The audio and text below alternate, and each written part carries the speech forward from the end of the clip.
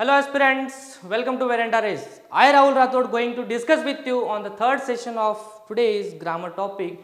So we are going to understand some multiple choice questions, and based on these questions we are going to know the grammar, and I hope you guys are very interested to learn this topic, and also you guys are waiting to answer those questions. We would have total 20 questions and you yourself going to answer to those questions. So without wasting your time, let's begin the session. So let's see what is our first question. So first question ಏನಿದೆ ಅಂತಂದ್ರೆ ಅದು ಇದೆ select the correct question tag. ಯಾವಾಗ question tag ಅಂತ ಬರುತ್ತೋ we have not discussed it about the question tag. We have discussed through two sessions, and in those two sessions ನಾವು question tag ಬಗ್ಗೆ sir ಡಿಸ್ಕಸ್ಸೇ ಮಾಡಿಲ್ಲ ಸರ್. question tag ಅಂತಂದ್ರೆ ಏನು? I think ನಿಮ್ಮ ಹತ್ರ ಸ್ವಲ್ಪ ಕನ್ಫ್ಯೂಷನ್ ಇರ್ಬೋದು, ಬಟ್ ಯಾರು ಕಾಂಪಿಟೇಟಿವ್ ಫೀಲ್ಡ್ ಒಳಗೆ ಇದ್ದಿರೋ ಅಟ್ಲೀಸ್ಟ್ ಕ್ವೆಶನ್ ಟ್ಯಾಗ್ ಅಂತ ಒಂದು ಕಾನ್ಸೆಪ್ಟ್ ಇದೆ ಅಂತ ಕೂಡ ನಿಮಗೆ ಗೊತ್ತಿರಬಹುದು. ಬಟ್ ಕ್ವೆಶನ್ ಟ್ಯಾಗ್ ಎಷ್ಟು ಈಸಿ ಇದೆ ಅಂತಂದ್ರೆ ನೀವು ಯಾವತ್ತು ಯೋಚನೆನೂ ಮಾಡೋಕ್ಕಾಗೋದಿಲ್ಲ, ಅಷ್ಟು ಈಸಿ ಇದೆ ಸರ್. ಕ್ವೆಶನ್ ಟ್ಯಾಗ್ ನೀವು ಯಾವಾಗ ಬುಕ್ ಮುಖಾಂತರ ಓದ್ತಿರೋ, ಯಾವಾಗ ಬುಕ್ಕಿಸ್ಟ್ ಲ್ಯಾಂಗ್ವೇಜಲ್ಲಿ ಓದೋಕ್ಕೆ ಪ್ರಯತ್ನ ಮಾಡ್ತಿರೋ ಅವಾಗ ಕ್ವೆಶನ್ ಟ್ಯಾಗ್ ಭಾಳ ಟಫ್ ಅನ್ಸುತ್ತೆ. ಬಿಕಾಸ್ ಬುಕ್ಕಲ್ಲಿ ಭಾಳ ವಾಸ್ಟ್ ಕೊಟ್ಟಿರ್ತಾರೆ. ಸೊ ಯಾವಾಗ ನಾವು ಅದಕ್ಕೆ ಒಂದು ಪ್ರಿಸೈಸ್ ವೇ ಅಲ್ಲಿ ಸ್ಟಡಿ ಮಾಡ್ಕೊಂಡು ಓದ್ತೀವೋ ಅವಾಗ ಅದಕ್ಕೆ ನಮಗೆ ಭಾಳ ಈಸಿಯಾಗಿ ಅಂಡರ್ಸ್ಟ್ಯಾಂಡ್ ಆಗುತ್ತೆ. ಸೊ ಆ ಪ್ರಿಸೈಸ್ ವೇ ಅಲ್ಲಿ ಶಾರ್ಟ್ಕಟ್ ಟ್ರಿಕ್ಸ್ ಮುಖಾಂತರ ನಾನು ನಿಮಗೆ ಕ್ವೆಶನ್ ಟ್ಯಾಗ್ ಕಲ್ಸಕ್ಕೆ ಹೋಗ್ತಾ ಇದ್ದೀನಿ. ನಾಟ್ ಇನ್ ದಿಸ್ ಕ್ಲಾಸ್, ಇದು ಜಸ್ಟ್ ಒಂದು ಇಂಟ್ರೊಡಕ್ಟರಿ ಕ್ಲಾಸ್ ಆಗಿರುತ್ತೆ. ಇನ್ ಫ್ಯೂಚರ್ ನಾವು ಯಾವಾಗ ಕಂಪ್ಲೀಟ್ಲಿ ಸಿಲೆಬಸ್ ಅನ್ನು ಡಿಸ್ಕಸ್ ಮಾಡ್ತೀವಿ, ದ್ಯಾಟ್ ಟೈಮ್ ನಾವು ಕ್ವೆಶನ್ ಟ್ಯಾಗ್ ಏನಿದೆ, ಹೆಂಗಿದೆ, ಎಷ್ಟು ರೂಲ್ ಇದೆ ಅಂತ ಅಷ್ಟು ಸಿಂಪಲ್ ಆಗಿ ನಿಮಗೆ ಹೇಳ್ಕೊಡ್ತೀನಿ. ನೀವು ಜೀವನದಲ್ಲಿ ಯಾವಾಗೂ ಕೂಡ ಕ್ವೆಶನ್ ಟ್ಯಾಗ್ ಏನಿದೆ ಅಂತ ಮರೆಯೋಕ್ಕೆ ಚಾನ್ಸೇ ಇಲ್ಲ. ನಾನು ಅಷ್ಟು ಈಸಿ ಮೆಥಡಲ್ಲಿ ನಿಮ್ಮ ಮುಂದೆ ಹೇಳ್ಕೊಡ್ತೀನಿ. ಸೊ ಈಗ ನೋಡೋಣ ಇದರಲ್ಲಿ ಏನಿದೆ ನಮ್ಮ ಕ್ವೆಶನ್ನು ಮತ್ತು ಏನು ಟ್ಯಾಗ್ ಇದೆ ಅಂತ. ಓಕೆ, ಸೊ ಒಂದು ಕ್ವೆಶನ್ ಟ್ಯಾಗನ್ನು ನಾವು ಆ್ಯಡ್ ಮಾಡಬೇಕು. ಆದರೆ ಸ್ಟೇಟ್ಮೆಂಟ್ ಏನಿದೆ ಫಸ್ಟ್ ನಾವು ನೋಡ್ಕೋಬೇಕು. ಸರ್ ಸ್ಟೇಟ್ಮೆಂಟ್ ಏನಿದೆ? ಎಸ್, ಸ್ಟೇಟ್ಮೆಂಟ್ ಇದೆ. ಶಿ ಈಸ್ ಸಿಂಗಿಂಗ್ ಅಂತ ಸ್ಟೇಟ್ಮೆಂಟ್ ಇದೆ. Okay sir, she is singing ಅಂತ ಸ್ಟೇಟ್ಮೆಂಟ್ ಇದೆ. ಈ ಸ್ಟೇಟ್ಮೆಂಟ್ಗೋಸ್ಕರ ಕೊಟ್ಟಿರೋ ಬ್ರ್ಯಾಕೆಟಲ್ಲಿ ನಾವು ಕ್ವೆಶನ್ ಟ್ಯಾಗನ್ನು ಫಿಲ್ ಮಾಡಬೇಕು. ನೋಡಿ ಏನಾಗತ್ತಂತಂದರೆ, ಯಾರಿಗೆ ಕ್ವೆಶನ್ ಟ್ಯಾಗನ್ನು ಕಾನ್ಸೆಪ್ಟ್ ಗೊತ್ತಿಲ್ಲ ಅವ್ರು ಹೆಂಗೆ ಯೋಚನೆ ಮಾಡ್ಕೋತಾರೆ ಅಂತಂದರೆ, ಸರ್ ಕ್ವೆಶನ್ ಟ್ಯಾಗ್ ಅಂತಂದರೆ ಏನು ಸರ್? ನಾವು first time when I was learning ನಾನು ಏನು ಯೋಚನೆ ಮಾಡಿದೆ ಅಂತಂದರೆ, ಕ್ವೆಶನ್ ಟ್ಯಾಗ್ ಅಂತಂದರೆ ಒಂದು ಪಾಸಿಟಿವ್ ಸೆಂಟೆನ್ಸ್ ಇರುತ್ತೆ. ಸಪೋಸ್ ಯಾವ್ದು ಪಾಸಿಟಿವ್ ಸೆಂಟೆನ್ಸ್ ಇದೆ ಇಲ್ಲಿ? ಶಿ ಈಸ್ ಸಿಂಗಿಂಗ್ ಅಂತ ಇದೆ. ಓಕೆ, ಶಿ ಈಸ್ ಸಿಂಗಿಂಗ್ ಅಂತ ಇದೆ. ಸರ್ ಕ್ವೆಶನ್ ಟ್ಯಾಗ್ ಅಂತಂದರೆ ಮೇ ಬಿ ಹಿಂಗೆ ಇರ್ಬೋದು, ಏನು ಪಾಸಿಟಿವ್ ಸೆಂಟೆನ್ಸಿಂದ ಒಂದು ಇಂಟರೋಗೇಟಿವ್ ಸೆಂಟೆನ್ಸಿಗೆ ಚೇಂಜ್ ಮಾಡಬೇಕು. ಸರ್ ಇಂಟರೋಗೇಟಿವ್ ಸೆಂಟೆನ್ಸ್ ಒಳಗೆ ಏನಾಗತ್ತಂದರೆ ಹೆಲ್ಪಿಂಗ್ ವರ್ಬ್ ಇರೋದು ಫಸ್ಟಿಗೆ ಬರತ್ತೆ, ಪ್ರನೌನ್ ಇರೋದು ಸೆಕೆಂಡ್ ಹೋಗೋದು. ಸೊ ಅದೇ ಪ್ರಕಾರ ಇಲ್ಲಿ ನಾವೇನು ಮಾಡಬೇಕು, ಈಸ್ ಶಿ ಸಿಂಗಿಂಗ್ ಅಂತ ಈ ಥರ ಕ್ವೆಶನ್ ಟ್ಯಾಗ್ ಆಗುತ್ತೆ ಅಂತ ಸರ್. ಯಾರು ಈ ಥರ ಯೋಚನೆ ಮಾಡ್ತಾ ಇದ್ರು, ಇದು ಕ್ವೆಶನ್ ಟ್ಯಾಗ್ ಅಲ್ಲ. ಆ್ಯಕ್ಚುಲಿ ಕ್ವೆಶನ್ ಟ್ಯಾಗ್ ಅಂತಂದರೆ ಏನಂದರೆ, ಇಲ್ಲಿ ನೋಡಿ question tag is nothing but we need to, ಇಲ್ಲಿ ನೋಡಿ ಏನಾಗತ್ತಂದರೆ, ಈಗ ನೋಡೋಣ ಅವ್ರು ನಾನೊಂದು ಕನ್ನಡದಲ್ಲೇ ಒಂದು ಸೆಂಟೆನ್ಸ್ ಹೇಳ್ತೀನಿ. ಏನಂತಂದರೆ ಶಿ ಈಸ್ ಸಿಂಗಿಂಗ್ ಅಂತಂದರೆ ಅದು ಬಿಟ್ಬಿಡಿ, ಒಂದು ಬೇರೆ ಎಕ್ಸಾಂಪಲ್ ಕೊಡ್ತೀನಿ. ಡೈಲಿ ಲೈಫಲ್ಲಿ ಏನು ಯೂಸ್ ಆಗುತ್ತೆ ಅದರ ಬೇಸ್ ಮೇಲೆ ನಾನು ನಿಮಗೆ ಒಂದು ಎಕ್ಸಾಂಪಲ್ ಕೊಡ್ತೀನಿ. ಏನಂದರೆ ಅವನು ಡ್ರೈವಿಂಗ್ ಮಾಡ್ತಾ ಇದ್ದಾನೆ. ಓಕೆ, ಅವನು ಡ್ರೈವಿಂಗ್ ಮಾಡ್ತಾ ಇದ್ದಾನೆ, ಹೌದಲ್ಲ? ಸೊ ಯಾವಾಗ ನಾವು ಹೌದಿಲ್ಲ ಅಂತ ಕೇಳ್ತಾ ಇದ್ದೀವಲ್ಲ, ಅವನು ಭಾಳ ಚೆನ್ನಾಗಿ ಕಾಣ್ತಾ ಇದ್ದಾನೆ, ಹೌದಲ್ಲ?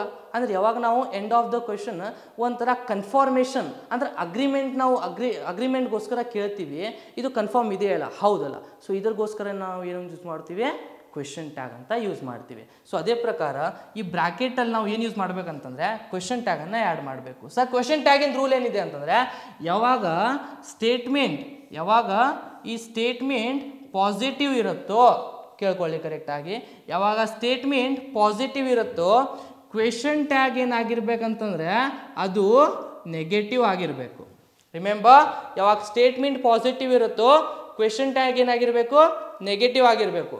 ಯಾವಾಗ ಸ್ಟೇಟ್ಮೆಂಟ್ ನೆಗೆಟಿವ್ ಇರುತ್ತೋ ಅವಾಗ ಕ್ವೆಶನ್ ಟ್ಯಾಗ್ ಏನಾಗಿರಬೇಕು? ಇದು ಪಾಸಿಟಿವ್ ಆಗಿರಬೇಕು. ಆದರೆ ನಮ್ದು ಈ ಕ್ವೆಶನ್ ಟ್ಯಾಗಲ್ಲಿ ಏನಿದೆ ಸ್ಟೇಟ್ಮೆಂಟ್? ಸರ್ ಸ್ಟೇಟ್ಮೆಂಟ್ ಏನಿದೆ? ಎಸ್, ಇದು ಪಾಸಿಟಿವ್ ಇದೆ. ಅಕಸ್ಮಾತ್ ಸ್ಟೇಟ್ಮೆಂಟ್ ಪಾಸಿಟಿವ್ ಇದ್ದರೆ ಕ್ವೆಶನ್ ಟ್ಯಾಗ್ ಏನಾಗಬೇಕು? ನೆಗೆಟಿವ್ ಆಗಬೇಕು.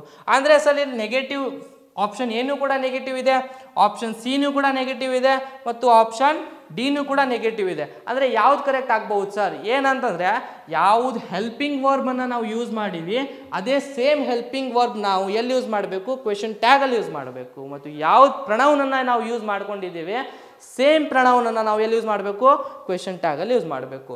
ಇಲ್ಲಿ ನೋಡಿ, ಆದರೆ ಈಗ ನೋಡಿ ಏನಾಗತ್ತಂದರೆ ಸರ್ ನೆಗೆಟಿವ್ ಅಂತ ಹೇಳ್ತಾ ಇದ್ದೀರಿ ಸರ್, ನೀವು ಪಾಸಿಟಿವ್ ಸ್ಟೇಟ್ಮೆಂಟ್ ಇದ್ದರೆ ನೆಗೆಟಿವ್ ಯೂಸ್ ಮಾಡಬೇಕು ಅಂದರೆ ಸರ್ ನಾವು ಹಿಂಗೆ ಯೂಸ್ ಮಾಡ್ಬೋದಾ? ಏನು ಸರ್, ಈಸ್ ನಾಟ್ ಅಂತ ಯೂಸ್ ಮಾಡ್ಬೋದಾ? ಈಸ್ ನಾಟ್ ಅಂತ ಯೂಸ್ ಮಾಡ್ಬೋದಾ?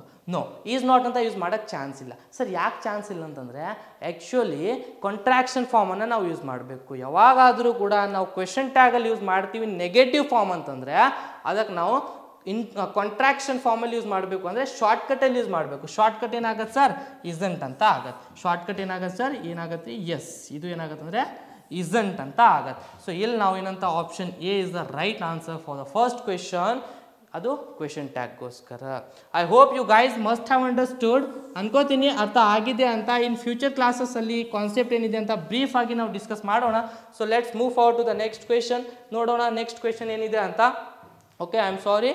So here's the question number 2 ಏನಿದೆ, fill in the blank with correct pronoun. So ಏನು ಮಾಡಬೇಕ್ರಿ, ಒಂದು ಬ್ಲ್ಯಾಂಕ್ ಇದೆ ಅದಕ್ಕೆ ನಾವು ಪ್ರನೌನಿಂದ ಫಿಲ್ ಮಾಡಬೇಕು. ಸರ್ ಏನು ಫಿಲ್ ಮಾಡಬೇಕು? ಅದಕ್ಕೋಸ್ಕರ ಫಸ್ಟ್ ನೀವು ಸ್ಟೇಟ್ಮೆಂಟನ್ನು ನೋಡ್ಕೊಳ್ಳಿ. ಸ್ಟೇಟ್ಮೆಂಟ್ ಏನಿದೆ sir, this is the man dash help me. ಈ ಸ್ಟೇಟ್ಮೆಂಟನ್ನು ಕರೆಕ್ಟ್ ತಿಳ್ಕೊಳ್ಳಿ. ಆಮೇಲೆ ನೀವು ಆಪ್ಷನ್ಸ್ ಇದೆ ನಮ್ಮ ಹತ್ರ. ಒಂದು option A who, option B whom, option C whose, option D which ಅಂತ ಇದೆ.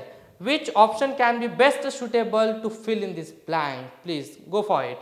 ಸೊ ನಾನು ಹೇಳಬೇಕಂತಂದರೆ ಈ ಕ್ವೆಶನ್ಗೋಸ್ಕರ, ಓಕೆ, ಈ ಕ್ವೆಶನ್ಗೋಸ್ಕರ ಯಾವ್ದು ಆನ್ಸರ್ ಕರೆಕ್ಟ್ ಆಗತ್ತಂದರೆ ಒಂದು ಸ್ಮಾಲ್ ಎಕ್ಸ್ಪ್ಲನೇಷನ್ ಕೊಟ್ಟು ಆಮೇಲೆ ನಿಮ್ಮನ್ನು ನಾನು ಡಿಸ್ಕಸ್ ಮಾಡ್ತೀನಿ ಯಾವ್ದು ಆನ್ಸರ್ ಕರೆಕ್ಟ್ ಆಗ್ಬೋದು ಅಂತ. ಎಕ್ಸ್ಪ್ಲನೇಷನ್ ಏನಿದೆ ಅಂತಂದರೆ, ಯಾವಾಗ ನಾವು ಪ್ರಣವನನ್ನು ಯೂಸ್ ಮಾಡ್ತೀವಿ, ಎದಕ್ಕೆ ಯೂಸ್ ಮಾಡ್ತೀವಿ ಅಂತಂದರೆ ಅದು ಎರಡು ಪಾರ್ಟನ್ನು ಕನೆಕ್ಟ್ ಮಾಡೋಕ್ಕೆ ಪ್ರಣವ್ ಯೂಸ್ ಮಾಡ್ತೀವಿ.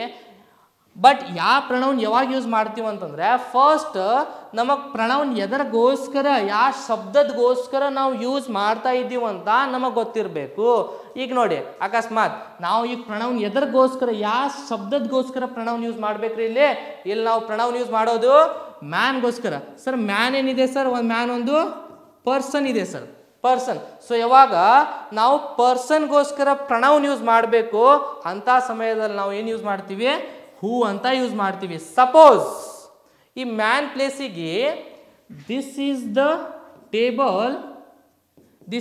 ಟೇಬಲ್ ಡ್ಯಾಶ್ ಹೆಲ್ಪ್ ಮೀ ಅಂತ ಇತ್ತಂತ ಅನ್ಕೊಳ್ರಿ. ಓಕೆ, ಸೊ ಈ ಟೇಬಲ್ ಏನಿದೆ ಒಂದು ಪರ್ಸನ್ ಅಂತೂ ಇರೋಕ್ಕೆ ಚಾನ್ಸೇ ಇಲ್ಲ. ಸೊ ಆದರೆ ಟೇಬಲ್ ಏನಿದೆ ಅಂತಂದರೆ ಒಂದು ಆಬ್ಜೆಕ್ಟ್ ಇದೆ. ಓಕೆ, ಆಬ್ಜೆಕ್ಟ್ ಅಂತಂದರೆ ಒಂದು ವಸ್ತು ಇದೆ. ಯಾವಾಗ ವಸ್ತುಗೋಸ್ಕರ ನಾವು ಪ್ರಣೌನ್ ಯೂಸ್ ಮಾಡ್ತೀವೋ we can use that.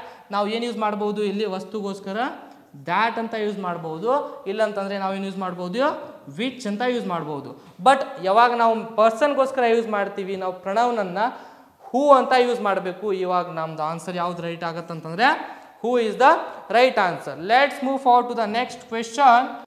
Okay, let's move forward to the third question. Third question ಏನಿದೆ ಅಂತಂದರೆ, identified the correct indirect speech. ನಾವೀಗ ಇಂಡೈರೆಕ್ಟ್ ಸ್ಪೀಚನ್ನು ಕರೆಕ್ಟ್ ಐಡೆಂಟಿಫೈ ಮಾಡಬೇಕು. ನಮ್ಮ ಹತ್ರ ಒಂದು ಡೈರೆಕ್ಟ್ ಸ್ಪೀಚಿಂದು ಸೆಂಟೆನ್ಸ್ ಇದೆ, ಅದರದ್ದು ಇಂಡೈರೆಕ್ಟ್ ಸ್ಪೀಚ್ ಏನಾಗುತ್ತಂತ ನಾವು ನೋಡ್ಕೊಳ್ಬೇಕು. ನಮ್ಮ ಹತ್ರ 4 ಆಪ್ಷನ್ ಇದೆ. ಆ 4 ಆಪ್ಷನಲ್ಲಿ ಯಾವ್ದು ಆಪ್ಷನ್ ಕರೆಕ್ಟ್ ಇದೆ ಅಂತ ನಾವು ನೋಡ್ಕೊಳ್ಬೇಕು. ಓಕೆ, ಸೊ ನಾವು ಸ್ಟೇಟ್ಮೆಂಟ್ ಏನಿದೆ ಅಂತ ಫಸ್ಟ್ ತಿಳ್ಕೊಳ್ಳಿ. ಸ್ಟೇಟ್ಮೆಂಟ್ ಏನಿದೆ, she said I am happy. ಅವಳು ಹೇಳಿದಳು ನಾನು ಖುಷಿಯಾಗಿದ್ದೀನಂತ. ಸೊ ಈಗ ಈ ಸ್ಟೇಟ್ಮೆಂಟಿಂದು ಇದು ಒಂದು ಡೈರೆಕ್ಟ್ ಸ್ಪೀಚಿನ ಸ್ಟೇಟ್ಮೆಂಟ್. ಈ ಸ್ಟೇಟ್ಮೆಂಟ್ಗೋಸ್ಕರ ನಮಗೆ ಇಂಡೈರೆಕ್ಟ್ ಸ್ಪೀಚ್ ಏನು ಮಾಡಬೇಕು, ಯಾವುದು ಕರೆಕ್ಟ್ ಇದೆ ಈ 4 ಆಪ್ಷನಲ್ಲಿ ಅಂತ ಫಿಗರ್ ಔಟ್ ಮಾಡಬೇಕು. ಆಪ್ಷನ್ ಎ ಇದೆ ಏನಿದೆ ಅಂತಂದರೆ, she said that I am happy correct ಆಗತ್ತಾ, ಅಥವಾ she said that she is happy ಇದು ಕರೆಕ್ಟ್ ಆಗತ್ತಾ, ಅಥವಾ she said that she was happy ಇದು ಕರೆಕ್ಟ್ ಆಗತ್ತಾ, ಅಥವಾ she said that I was happy. So ಈ 4 ಆಪ್ಷನಲ್ಲಿ ಯಾವ ಆಪ್ಷನ್ ಕರೆಕ್ಟ್ ಆಗುತ್ತೋ ಅದನ್ನು ನಾವು ಚೂಸ್ ಮಾಡಿ ಆನ್ಸರ್ ಮಾಡಿ. ಸೊ ನೋಡೋಣ ಯಾವ್ದು ಆನ್ಸರ್ ಕರೆಕ್ಟ್ ಆಗುತ್ತಂತ, ಮತ್ತು ಆನ್ಸರ್ ಅದು ಕರೆಕ್ಟ್ ಆದರೆ ಅದಕ್ಕೆ ಕಾರಣ ಏನಿರ್ಬೋದು ಕರೆಕ್ಟ್ ಆಗೋಕ್ಕೆ. ಸೊ ನಾನು ಸಿಂಪಲ್ ಈ ಆನ್ಸರನ್ನು ಹೇಳೋಕ್ಕೆ ಮುಂಚೆ ನಾನೊಂದು ಸಿಂಪಲ್ ಕಾನ್ಸೆಪ್ಟು ಗ್ರಾಮರ್ ರೂಲನ್ನು ನಿಮ್ಮ ಮುಂದೆ ಡಿಸ್ಕಸ್ ಮಾಡ್ತೀನಿ. ಅದರಿಂದ ನಿಮಗೊಂದು ಐಡಿಯಾ ಸಿಗತ್ತೆ ರೀ ಈ ಕ್ವೆಶನ್ನಿಗೆ ಆನ್ಸರ್ ಹೆಂಗೆ ಬರ್ಬೋದು ಅಂತ. ಓಕೆ, ನೋಡೋಣ. ಸೊ ಏನಾಗುತ್ತೆ ರೀ, ಇದು ನಮ್ಮದು ಸ್ಟೇಟ್ಮೆಂಟ್ ಯಾವುದಿದೆ ಸರ್, ಇದು ಸ್ಟೇಟ್ಮೆಂಟ್ ಇರೋದು ನಮ್ಮದು ಡೈರೆಕ್ಟ್ ಸ್ಪೀಚ್ ಇಂದು ಸ್ಟೇಟ್ಮೆಂಟ್ ಇದೆ ಸರ್. ಯಾವಾಗ ಸ್ಟೇಟ್ಮೆಂಟ್ ಡೈರೆಕ್ಟ್ ಸ್ಪೀಚ್ ಇರುತ್ತೋ ಫಸ್ಟ್ ನಾವು ಡೈರೆಕ್ಟ್ ಸ್ಪೀಚ್ ಒಳಗೆ ಎಷ್ಟು ಪಾರ್ಟ್ ಇದೆ ಅಂತ ಫಸ್ಟ್ ವಿ ಶುಡ್ ಅಂಡರ್ಸ್ಟ್ಯಾಂಡ್. ನೋಡೋಣ ಡೈರೆಕ್ಟ್ ಸ್ಪೀಚ್ ಒಳಗೆ ಎಷ್ಟು ಪಾರ್ಟ್ ಇದಾವ್ರಿ, ಒಂದು ಪಾರ್ಟ್ ಇರುತ್ತೋ ಮತ್ತು ಸೆಕೆಂಡ್ ಪಾರ್ಟ್ ಇರುತ್ತೋ. ಸೊ ಫಸ್ಟ್ ಪಾರ್ಟಿಗೆ ನಾವು ಏನಂತ ಹೇಳ್ತೀವಿ ಮತ್ತು ಸೆಕೆಂಡ್ ಪಾರ್ಟಿಗೆ ನಾವು ಏನಂತ ಹೇಳ್ತೀವಿ ಅಂತ ಅನ್ಕೊಳ್ಬೇಕು. ಇದಕ್ಕೆ ನಾವು ಶಿ ಸೇಡ್, ಇದು ನಮ್ಮದು first part. I am happy, ಇದು ನಮ್ಮದು ಸೆಕೆಂಡ್ ಪಾರ್ಟ್. ಸೊ ಫಸ್ಟ್ ಪಾರ್ಟಿಗೆ ನಾವು ಏನು ಅಂತ ಹೇಳ್ತೀವಿ, ಇದು ಏನಂತ ಹೇಳ್ತೀವಿ ಅಂತಂದರೆ ರಿಪೋರ್ಟಿಂಗ್.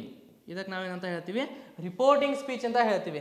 ಸೆಕೆಂಡ್ ಪಾರ್ಟಿಗೆ ನಾವು ಏನು ಹೇಳ್ತೀವಿ ಅಂತಂದರೆ ರಿಪೋರ್ಟೆಡ್, ಇದಕ್ಕೆ ನಾವು ರಿಪೋರ್ಟೆಡ್ ಸ್ಪೀಚ್ ಅಂತ ಹೇಳ್ತೀವಿ. ಸೊ ಫಸ್ಟ್ ಪಾರ್ಟ್ ಒಳಗೆ ಒಂದು ಸಬ್ಜೆಕ್ಟ್ ಬರತ್ರಿ, ಒಂದು ಆಬ್ಜೆಕ್ಟ್ ಬರತ್ರಿ, ಮತ್ತು ಇನ್ ಬಿಟ್ವೀನ್ ಇದು ಏನು ಬರುತ್ತೆ ಅಂತಂದರೆ ಇದು ರಿಪೋರ್ಟಿಂಗ್ ವರ್ಬ್ ಅಂತ ಬರತ್ರಿ, ಇದು ರಿಪೋರ್ಟಿಂಗ್ ವರ್ಬ್ ಅಂತ ಬರುತ್ತೆ. ಸೊ ಕಂಪ್ಲೀಟ್ಲಿ ಡೈರೆಕ್ಟ್ ಸ್ಪೀಚಿಂದ ಇಂಡೈರೆಕ್ಟ್ ಸ್ಪೀಚಿಗೆ ನಾವು ಚೇಂಜ್ ಮಾಡ್ಬೇಕಂತಂದ್ರೆ it depends on this factors.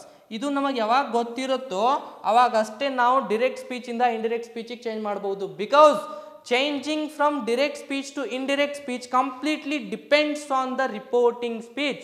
Reporting ಸ್ಪೀಚಲ್ಲಿ ಯಾವ ಪ್ರನೌನ್ ಇದೆ, ರಿಪೋರ್ಟಿಂಗ್ ಸ್ಪೀಚಲ್ಲಿ ಯಾವ ಸಬ್ಜೆಕ್ಟ್ ಇದೆ, ಅದು ಸಿಂಗುಲರ್ ಇದೆಯಾ, ಪ್ಲೂರಲ್ ಇದೆಯಾ, ಫಸ್ಟ್ ಪರ್ಸನ್ ಇದೆಯಾ, ಸೆಕೆಂಡ್ ಪರ್ಸನ್ ಇದೆಯಾ, ಮತ್ತು ರಿಪೋರ್ಟಿಂಗ್ ಸ್ಪೀಚಲ್ಲಿ ರಿಪೋರ್ಟಿಂಗ್ ವರ್ಬ್ ಪಾಸ್ಟಲ್ಲಿ ಇದೆಯಾ, ಪ್ರೆಸೆಂಟಲ್ಲಿ ಇದೆಯಾ, ಫ್ಯೂಚರಲ್ಲಿ ಇದೆಯಾ. ಸೊ ಟೋಟಲಿ ಡಿರೆಕ್ಟ್ ಸ್ಪೀಚಿಂದ ಇಂಡಿರೆಕ್ಟ್ ಸ್ಪೀಚಿಗೆ ಚೇಂಜ್ ಮಾಡ್ಬೇಕಂತಂದರೆ ಕಾನ್ಸೆಪ್ಟ್ ಏನಂತಂದರೆ ಅದು ರಿಪೋರ್ಟಿಂಗ್ ಸ್ಪೀಚಲ್ಲಿ ಇರೋ ಸಬ್ಜೆಕ್ಟ್, ರಿಪೋರ್ಟಿಂಗ್ ವರ್ಬ್ ಮತ್ತು ಆಬ್ಜೆಕ್ಟ್ ಏನಿದೆ ಇದ್ರ ಮೇಲೆ ಕಂಪ್ಲೀಟ್ಲಿ ಏನಿರುತ್ತೆ ಡಿಪೆಂಡ್. ರಿಪೋರ್ಟೆಡ್ ಸ್ಪೀಚ್ ನಾವು ಇಂಡೈರೆಕ್ಟ್ ಸ್ಪೀಚಲ್ಲಿ ಬರಿಬಹುದು. ಸೊ ಆದರೆ ಈಗ ನೋಡ್ಕೊಳ್ಳೋಣ. ಸೊ ಫಸ್ಟ್ ಏನಿದೆ ಸರ್ ನಮ್ಮ ಹತ್ರ ಏನಿದೆ, ಇದು ಎಸ್ ರಿಪೋರ್ಟಿಂಗ್ ಸ್ಪೀಚ್ ಇದೆ. ರಿಪೋರ್ಟಿಂಗ್ ಸ್ಪೀಚಲ್ಲಿ ಸಬ್ಜೆಕ್ಟ್ ಏನಿದೆ, ಶಿ ಇದೆ. ಆದರೆ ರಿಪೋರ್ಟಿಂಗ್ ವರ್ಬ್ ಯಾವುದಿದೆ, ಸೈಡ್ ಇದೆ, ಅಂದರೆ ಇದು ಪಾಸ್ಟಲ್ಲಿದೆ. ಓಕೆ, ಸೊ ನಾವು ನಮ್ಮ ಹತ್ರ ಇಷ್ಟೇ ಇದೆ, ಇದರ ಬೇಸ್ ಮೇಲೆ ನಾವು ಇದಕ್ಕೆ ಚೇಂಜ್ ಮಾಡಬೇಕು. ಏನಾಗತ್ತಂದರೆ ಯಾವಾಗ ರಿಪೋರ್ಟೆಡ್ ಸ್ಪೀಚಲ್ಲಿ ಫಸ್ಟ್ ಪರ್ಸನ್ ಇರುತ್ತೋ ಆವಾಗ first person will be changed according to the subject of the reporting speech. ಈಗ ನೋಡಿ, ಇದು ಫಸ್ಟ್ ಪರ್ಸನ್ ಏನಿದೆ, ಆ ಇದೆ. ಆಯನ್ನ ನಾವು ಏನು ಮಾಡಬೇಕು, ಇದಕ್ಕೆ ನಾವು ಎದ್ರ ಪ್ರಕಾರ ಚೇಂಜ್ ಮಾಡ್ಬೇಕಂತಂದ್ರೆ ಆಯ ಒಂದು ಫಸ್ಟ್ ಪರ್ಸನ್. ಈ first person is changed according to the subject of the reporting speech, according to the subject of the reporting speech. So ಅದೇ ಪ್ರಕಾರ ಇಲ್ಲೂ ರಿಪೋರ್ಟಿಂಗ್ ವರ್ಬ್ ಎಲ್ಲಿದೆ ಅಂತಂದರೆ ಇದು ಪಾಸ್ಟಲ್ಲಿದೆ. ಯಾವಾಗ ರಿಪೋರ್ಟಿಂಗ್ ವರ್ಬ್ ಪಾಸ್ಟಲ್ಲಿರುತ್ತೋ ಅವಾಗ ಇದು ಟೈಮ್ ಏನಿದೆ ಅಲ್ಲ, ಎಮ್ ಅಂತ ಎದ್ರೊಳಗಿದೆ, ಇದು ಪ್ರೆಸೆಂಟಲ್ಲಿದೆ. ಸೊ ಇದಕ್ಕೆ ನಾವು ಎದರಲ್ಲಿ ಯೂಸ್ ಮಾಡಬೇಕು, ಪಾಸ್ಟ್ ಒಳಗಿದ್ರೆ ಇದು ಪಾಸ್ಟಲ್ಲೇ ಯೂಸ್ ಆಗಬೇಕು. ಅಂದರೆ ಯಾವ್ದು ಕರೆಕ್ಟ್ ಆಗತ್ತೆ ಸರ್, ಇಲ್ಲ ಮಾತ್ರ ಭಾಳ ಸಮಯ ಇಲ್ಲ, ಇದಕ್ಕೆ ನಾವು ಫ್ಯೂಚರ್ ಒಳಗೆ ಡೀಟೇಲ್ ಆಗಿ ರೂಲಿಂದ, ಮೆಥಡ್ಸಿಂದ, ಟ್ರಿಕ್ಸಿಂದ ಕಲಿಯೋಣ. ಬಟ್ ಇಲ್ಲಿ ನಮ್ಮದು MCQ ಮೇಲೆ ನಾವು ಮಾತಾಡ್ತಾ ಇದ್ದೀವಿ. ಯಾವ್ದು ಆನ್ಸರ್ ಕರೆಕ್ಟ್ ಆಗತ್ತೆ ಸರ್, ಇಷ್ಟು ಎಕ್ಸ್ಪ್ಲನೇಷನಲ್ಲಿ ನೀವು ಐಡೆಂಟಿಫೈ ಮಾಡ್ಕೊಳ್ಳಿ ಯಾವ್ದು ಕರೆಕ್ಟ್ ಆಗುತ್ತೆ ಅಂತಂದರೆ ಆಯಗೋಸ್ಕರ ಶಿ ಯೂಸ್ ಮಾಡಬೇಕು. ಶಿ ನೋಡೋಣ ಎಲ್ಲಿದೆ, ಓಕೆ ಶಿ ಇಲ್ಲಿದೆ. ಓಕೆ, ಸೊ ಎಮ್ಗೋಸ್ಕರ ಏನು ಯೂಸ್ ಮಾಡಬೇಕು, ಪಾಸ್ಟಲ್ಲಿದ್ದರೆ ವಾಸ್ ಯೂಸ್ ಮಾಡಬೇಕು. ನೋಡೋಣ ಈಗ ವಾಸ್ ಎಲ್ಲಿದೆ ಅಂತ. ಫಸ್ಟ್ ಸೆಂಟೆನ್ಸಲ್ಲಿ ಟೋಟಲಿ ಇದು ರಾಂಗ್ ಇದೆ, ಬಿಕಾಸ್ ಐ ಯೂಸ್ ಆಗಿದೆ. ಸೆಕೆಂಡ್ ಸೆಂಟೆನ್ಸಲ್ಲಿ ಶಿ ಯೂಸ್ ಆಗಿದೆ, ಬಟ್ ಅದು ಈಸ್ ಮತ್ತು ಪ್ರೆಸೆಂಟಲ್ಲೇ ಇದೆ. ಆದರೆ ಥರ್ಡ್ ಸೆಂಟೆನ್ಸಲ್ಲಿ ಏನಿದೆ, ವಾಸ್ ಅಂತ ಇದೆ. ಓಕೆ, ಸೊ ನಾವು the answer is third option is the right answer for this question ಟ್ಯಾಗ್ಗೋಸ್ಕರ ಏನಾಗಬೇಕ್ರಿ ಅದು, she said that she was happy. She said that she was happy is the absolutely right answer. Okay, fine, let's move forward to the next question. Sir, next question ಏನಿದೆ ಅಂತಂದರೆ choose the correct voice. Sir voice ಅಂತಂದರೆ ನಾವು ಮಾತಾಡೋದು voice ಅಲ್ಲ.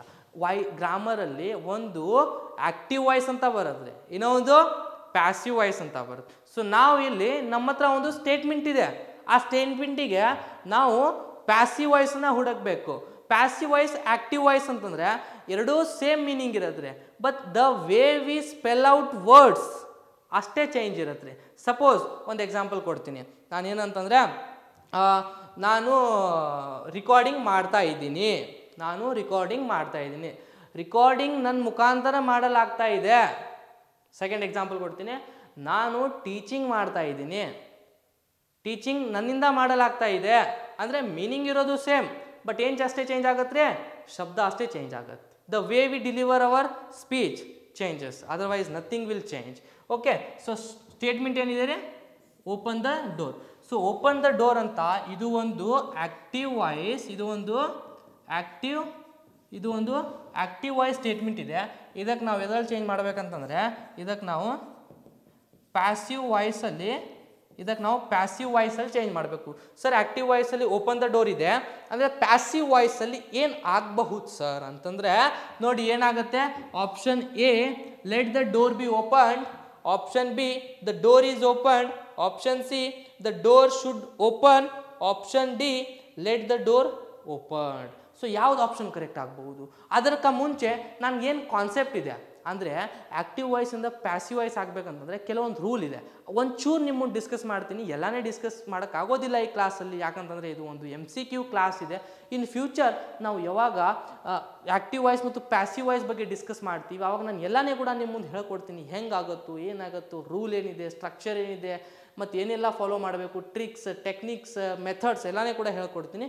So ಈಗ ಇದರದ್ದು answer ಹೆಂಗಾಗ್ಬೋದು ಅಂತ ನೋಡಿ. ಓಪನ್ ದ ಡೋರ್ ಅಂತ ಇದೆ. ಸೊ ಓಪನ್ ದ ಡೋರಿಂದ ಆನ್ಸರ್ ಏನಾಗಬೇಕಂತಂದರೆ ಇದು ಅಂತೂ ಆಗೋದಿಲ್ಲ. ಯಾಕೆ ಆಗೋದಿಲ್ಲ ಸರ್? ಲೆಟ್ ಇದೆ, ಲೆಟ್ ಜೊತೆಗೆ ಒಂದು ಏನಿದೆ ಆ್ಯಕ್ಷನ್ ವರ್ಬ್ ಇದೆ. ಯಾವುದಿದೆ ಸರ್? ಅದು ಓಪನ್ ಅಂತ ಇದೆ. ಅಂದರೆ V3 ಡೈರೆಕ್ಟ್ ಯೂಸ್ ಮಾಡೋಕ್ಕಾಗೋದಿಲ್ಲ, ಅದಕ್ಕೆ ಅದು ಆಗೋದಿಲ್ಲ. ಇನ್ ಫ್ಯೂಚರ್ ನಾವು ಡಿಸ್ಕಸ್ ಮಾಡೋಣ ಮತ್ತೇನು ಕಾನ್ಸೆಪ್ಟ್ ಇದೆ ಅಂತ. ಸರ್ ಸಿ ಯಾಕೆ ಆಗೋದಿಲ್ಲ ಅಂತಂದರೆ ಇದು ಏನಿದೆ ಶುಡ್ ಇದೆ. ದ ಡೋರ್ ಶುಡ್ ಓಪನ್ ಅಂದರೆ ಡೋರ್ ಏನಾದರೂ ಕೆಲಸ ಮಾಡತ್ತಾ? ಡೋರ್ ಏನೂ ಕೆಲಸ ಮಾಡೋಕ್ಕೆ ಚಾನ್ಸ್ ಇಲ್ಲ. ಡೋರಿಗೆ ಕೆಲಸ ಎಫೆಕ್ಟ್ ಆಗತ್ತೆ, ಬಟ್ ಡೋರ್ ಸ್ವತಃ ಏನು ಕೆಲಸ ಮಾಡೋಕ್ಕೆ ಆಗೋದಿಲ್ಲ. ಅಂದರೆ ಇದನ್ನು ಕೂಡ ಏನಾಗತ್ತೆ ಆಗೋದಿಲ್ಲ. So the door is opened ಅಂದರೆ ಡೋರ್ ಈಸ್ ಓಪನ್ ಅಂತಂದರೆ ಇದರ ಅರ್ಥನೇ ಬೇರೆ ಆಗತ್ತೆ. ಏನಾಗತ್ತೆ ಅಂದರೆ ಡೋರ್ ಓಪನ್ ಇದೆ ಅಂತ ಅರ್ಥ ಆಗತ್ತೆ. ಸೊ ಇದನ್ನು ಕೂಡ ರಾಂಗ್ ಆಗುತ್ತೆ. So option A is the right answer. Option A is the right answer. ಏನಾಗುತ್ತೆ option A right answer? Let the door be opened. Yes sir, ಇದು ಹೆಂಗೆ ರೈಟ್ ಅಂತ ಫ್ಯೂಚರ್ ಕ್ಲಾಸಸ್ ಒಳಗೆ ಡಿಸ್ಕಸ್ ಮಾಡೋಣ. ಓಕೆ, ಆಪ್ಷನ್ 5 ಏನಿದೆ, sorry question number 5 ಏನಿದೆ ಅಂತ ನೋಡ್ಕೊಳ್ಳೋಣ. Choose the correct sentence. ನಾವೇನು ಮಾಡ್ಬೇಕ್ರಿ? ಕರೆಕ್ಟ್ ಸೆಂಟೆನ್ಸನ್ನು ಚೂಸ್ ಮಾಡ್ಕೋಬೇಕು. ಸೊ ನೋಡೋಣ ಏನು ಆಪ್ಷನ್ ಇದೆ. ನೋಡು, option A he has been playing since 2 hours. He has been playing since 2 hours. Option B he has been playing for 2 hours. Option C he is playing since 2 hours.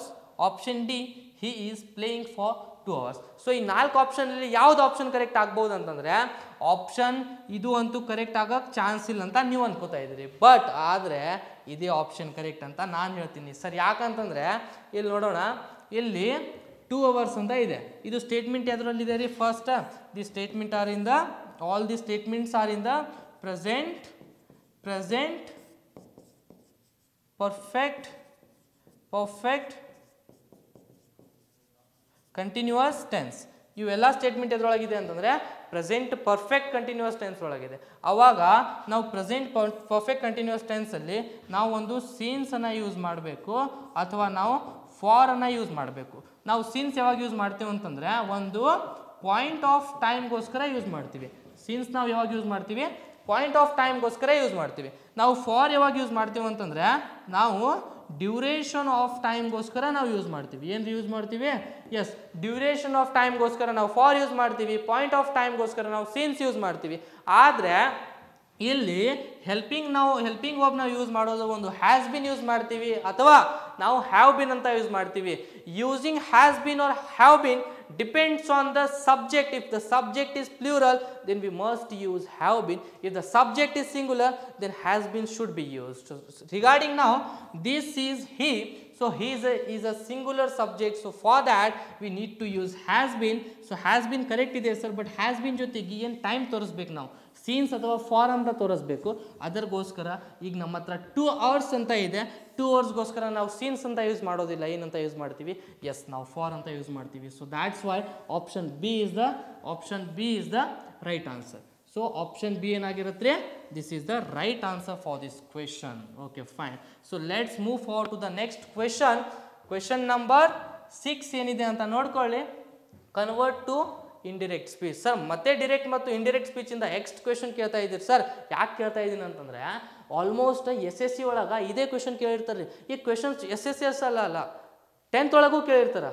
P U C ಒಳಗೂ ಕೇಳಿರ್ತಾರೆ, degree ಒಳಗೂ ಕೇಳಿರ್ತಾರೆ, ಎಲ್ಲ ಕಡೆ ಕೇಳಿರ್ತಾರೆ. ಅಂದರೆ ಈ question ಒಂಥರ easy ಇದೆ, because we are familiar with this structures, we are familiar with this sentences, direct indirect speech. ಅಂದರೆ ಇದನ್ನು ಕೂಡ ಭಾಳ ಈಸಿ ನಿಮಗೆ ಅನಿಸ್ತಾ ಇದೆ. ನೋಡೋಣ ಏನಿದೆ ಸ್ಟೇಟ್ಮೆಂಟ್ ಅಂತ. he said I will come tomorrow. he said I will come tomorrow. Sir ಇದರದು ಏನಾಗ್ಬೋದು ಸರ್ ಆನ್ಸರ್ ಕರೆಕ್ಟ್ ಅಂತ? Option A, he said that he will come tomorrow. Option B, he said that he would come tomorrow. Option C, he said that he would come the next day. Option D, he said that he will come the next day. Which option can be best suitable for this question? ನೋಡೋಣ ಏನು answer ಆಗಿರುತ್ತೆ ಅಂದರೆ ಇಲ್ಲಿ ನೋಡೋಣ. First concept ಏನಿದೆ sir, ನಮ್ಮದು statement ಏನಿದೆ? Okay, he said I will come tomorrow. Sir direct ಮತ್ತು ಇಂಡಿರೆಕ್ಟ್ ಸ್ಪೀಚ್ಗೋಸ್ಕರ ಭಾಳ ರೂಲ್ಸ್ ಇದಾವೆ ಸರ್. ಆ ರೂಲ್ಸ್ ಪ್ರಕಾರನೇ ನಾವು ಚೇಂಜ್ ಮಾಡಬೇಕು. ಅಕಸ್ಮಾತ್ ಇನ್ ಕೇಸ್ ನಾವು ರೂಲ್ಸ್ ಫಾಲೋ ಮಾಡಲ್ಲ ಅಂತಂದರೆ ಅದು ಕಂಪ್ಲೀಟ್ಲಿ ನಾವು ರಾಂಗ್ ಸೆಂಟೆನ್ಸನ್ನು ಮಾಡಿಬಿಡ್ತೀವಿ. ಈಗ ಒಂದು ರೂಲ್ ನೋಡೋಣ. ನಾನಂದೆ ಡಿರೆಕ್ಟ್ ಮತ್ತು ಇಂಡಿರೆಕ್ಟ್ ಸ್ಪೀಚಲ್ಲಿ 2 ಪಾರ್ಟ್ ಇರ್ತಾವೆ. ಒಂದು ರಿಪೋರ್ಟಿಂಗ್ ಅಂತ ಹೇಳ್ತೀವಿ, ಇನ್ನೊಂದು ರಿಪೋರ್ಟೆಡ್ ಅಂತ ಹೇಳ್ತೀವಿ. ಅಂದರೆ ಯಾರು ಹೇಳಿದ್ರು ಅಂತ ಬರುತ್ತೆ. ಸೊ ನಮ್ಮದು ಚೂಸ್ ದ ಕರೆಕ್ಟ್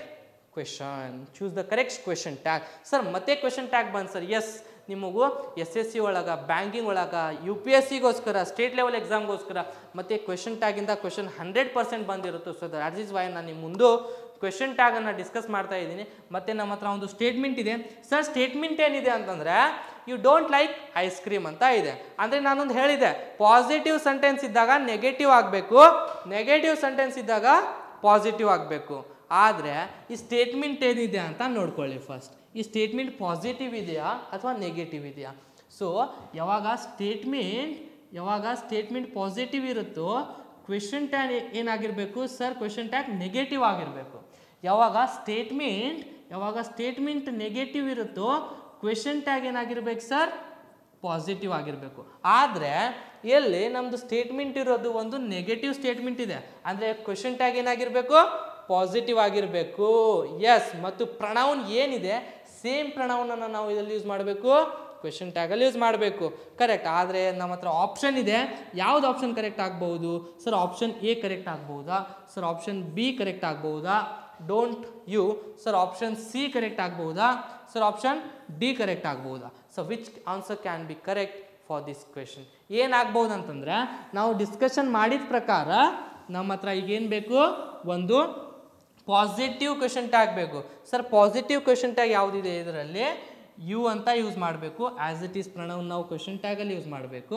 ಮತ್ತು ಇದು ನೆಗೆಟಿವ್ ಇದ್ದಿದ್ದು ನಾವು ಏನಂತ ಯೂಸ್ ಮಾಡಬೇಕು? ಪಾಸಿಟಿವನ್ನು ಯೂಸ್ ಮಾಡಬೇಕು. ಪಾಸಿಟಿವ್ ಏನಾಗುತ್ತೆ? Do you. This is the right answer for this question number 7ಗೆ option C is the right answer. Okay, ನಾವು without wasting your time let's move forward to the question number 8. Question number 8 ಏನಂತಾರೆ? Pick the correct sentence. ನಮ್ಮ ಹತ್ರ 4 sentences ಅದಾವ್ರಿ. ಇದ್ರೊಳಗೆ ಯಾವ sentence correct ಇದೆ ಅಂತ ನಾವು ನೋಡ್ಕೊಳ್ಬೇಕು. ನೋಡೋಣ ಯಾವ್ದು ಸೆಂಟೆನ್ಸ್ ಕರೆಕ್ಟ್ ಇದೆ ಅಂತ. ಸೆಂಟೆನ್ಸ್ 1 ಏನಿದೆ ರೀ? Each of the players are talented. Option 2, each of the players is talented. Option number 3, every players are talented. Option number 4, every players is talented. ಇದರೊಳಗೆ ಯಾವ್ದು ಕರೆಕ್ಟ್ ಆಗ್ಬೋದು ನೋಡೋಣ. ನಮ್ಮದು ಫಸ್ಟ್ ಲೈವ್ ಸೆಷನ್ನಲ್ಲಿ ನಾವು ಡಿಸ್ಕಸ್ ಮಾಡಿದ್ದೆವು. ಸೇಮ್ ಕ್ವೆಶನ್ ಇತ್ತು, same ಶಬ್ದ ಇತ್ತು, ಸೇಮ್ ಸೆಂಟೆನ್ಸ್ ಇತ್ತು. ಈಚ್ ಆಫ್ ದ ಪ್ಲೇಯರ್ಸ್ ಅಂದರೆ ನಾವು ಪ್ಲೇಯರ್ಸ್ ಅಂತ ಸಬ್ಜೆಕ್ಟ್ ಕನ್ಸಿಡರ್ ಮಾಡೋದಿಲ್ಲ. ಇದಕ್ಕೆ ನಾವು ಸಬ್ಜೆಕ್ಟ್ ಕನ್ಸಿಡರ್ ಮಾಡಿದರೆ ನಾವು ಇದು ಹೆಲ್ಪಿಂಗ್ ವರ್ಬ್ ಯಾವ್ದು ಯೂಸ್ ಮಾಡಬೇಕು? ಪ್ಲೂರಲ್ ಹೆಲ್ಪಿಂಗ್ ವರ್ಬ್ ಯೂಸ್ ಮಾಡಬೇಕು. ಬಟ್ ಆದರೆ ನಮ್ಮದು ನಮ್ಮ ಸಬ್ಜೆಕ್ಟ್ ಇರೋದು ಈಚ್ ಅನ್ನೋ ಸಬ್ಜೆಕ್ಟ್ ಇದೆ. ಸೊ ಈಚ್ ನಾವು ಏನಂತ ಕನ್ಸಿಡರ್ ಮಾಡ್ತೀವಿ? ನಾವು ಇದಕ್ಕೆ ಸಿಂಗುಲರ್ ಅಂತ ಕನ್ಸಿಡರ್ ಮಾಡ್ತೀವಿ. ಯಾವಾಗ ನಾವು ಸಿಂಗುಲರ್ ಪ್ರನೌನನ್ನು ಯೂಸ್ ಮಾಡ್ತೀವಿ ಒಂದು ಸೆಂಟೆನ್ಸಲ್ಲಿ, ಅವಾಗ ನಮ್ಮದು ಹೆಲ್ಪಿಂಗ್ ವರ್ಬು ಕೂಡ ಏನಾಗಿರಬೇಕು? That must be singular. So ಈಗ ನಮ್ದು ಹೆಲ್ಪಿಂಗ್ ವರ್ಬ್ ಇಲ್ಲಿ ಪ್ಲೂರಲ್ ಇದೆ, ಅದಕ್ಕೆ ಇದು ಆನ್ಸರ್ ಏನಾಗುತ್ತೆ? ತಪ್ಪಾಗತ್ತೆ. ಸೊ ಆಪ್ಷನ್ ಬಿ ಕರೆಕ್ಟ್ ಆಗ್ಬಹುದು ಸರ್. ನೋಡೋಣ, ಆಮೇಲೆ ನೋಡೋಣ ಸರ್. ಆಪ್ಷನ್ ಸಿ ಕರೆಕ್ಟ್ ಆಗ್ಬೋದಾ? ಇದನ್ನು ಕೂಡ ಆಪ್ಷನ್ ಸಿ ಗ್ರಾಮೆಟಿಕಲಿ ರಾಂಗ್ ಆಗತ್ತೆ. ಸೊ ಡಿನೂ ಕೂಡ ಗ್ರಾಮೆಟಿಕಲಿ ರಾಂಗ್ ಆಗತ್ತೆ. So here option B is the right answer. ಯಾಕೆ ಸರ್ ರೈಟ್ ಆಗತ್ತೆ ಅಂತಂದರೆ ಇಲ್ಲಿ ನೋಡಿ, ಇಲ್ಲಿ ಈಚ್ ಇದೆ, ಈಚ್ ಸಿಂಗುಲರ್ ಇದೆ, ಇದಕ್ಕೋಸ್ಕರ ನಾವು ಸಿಂಗುಲರ್ ಹೆಲ್ಪಿಂಗ್ ವರ್ಬ್ ಅನ್ನ ಯೂಸ್ ಮಾಡಿದ್ದೀವಿ. ಸೊ ಅದಕ್ಕೆ option B is the right answer for the question number 8. So without wasting your time let's move forward to the next question. ಏನಿದೆ ಅಂತಂದ್ರೆ question number 9, fill in the blank. ಏನಿದೆ sir? Fill in the blank. Statement ಏನಿದೆ? She is dash then her sister. Already ನಾವು ಇಂಥ ಒಂದು question ಮೇಲೂ ಕೂಡ ನಾವು ಡಿಸ್ಕಸ್ ಮಾಡಿದ್ದೀವಿ. ನೋಡೋಣ ಇದು ಫಿಲ್ ಇನ್ ದ ಬ್ಲ್ಯಾಂಕಲ್ಲಿ ಏನು ನಾವು ಬ್ಲ್ಯಾಂಕ್ ಯಾವ ಆಪ್ಷನಿಂದ ಫಿಲ್ ಮಾಡಬೇಕಂತ. ಒಂದು ನಮ್ಮ ಹತ್ರ ಆಪ್ಷನ್ ಇದೆ ಮೋರ್ ಸ್ಮಾರ್ಟ್ ಅಂತ ಇದೆ, ಆಪ್ಷನ್ ಬಿ ಇದೆ ಸ್ಮಾರ್ಟರ್ ಅಂತ ಇದೆ, ಆಪ್ಷನ್ ಸಿ ಇದೆ ಸ್ಮಾರ್ಟೆಸ್ಟ್ ಅಂತ ಇದೆ, ಆಪ್ಷನ್ ಡಿ ಇದೆ ಮೋಸ್ಟ್ ಸ್ಮಾರ್ಟ್ ಅಂತ ಇದೆ. ಸರ್ ಯಾವುದಾಗ್ಬೋದು ಅಂದರೆ ಫಸ್ಟ್ ನೀವು ಇದು ಒಂದು ಅಡ್ಜೆಕ್ಟಿವ್ ಡಿಗ್ರಿ ಇದೆ ರೀ. ಏನಿದೆ ಇದು? This is nothing but degrees of adjective. So adjective degree ಒಳಗೆ 3 ಟೈಪ್ಸ್ ಇದಾವೆ ರೀ.